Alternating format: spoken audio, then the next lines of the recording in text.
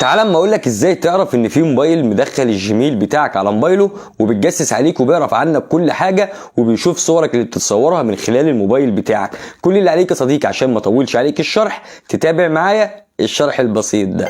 ركز معايا يا صديقي. اول حاجه تفتح تطبيق جوجل كروم بالشكل ده، وبعد كده تدخل على الصوره الشخصيه اللي قدامك دي، وبعد كده يظهر لك القائمه دي. تدخل على اداره حسابك على جوجل بالشكل ده، هتظهر معاك القائمه دي. عندنا الصفحه الرئيسيه هنشد الشريط ده لحد ما نوصل لكلمه الامان، هندخل عليها يا شباب بالشكل ده. وبعد كده يا شباب هنطلع مع بعض شويه كده لحد ما نوصل لكلمه الاجهزه. وبعد كده يا شباب عندنا اداره جميع الاجهزه هندخل عليها.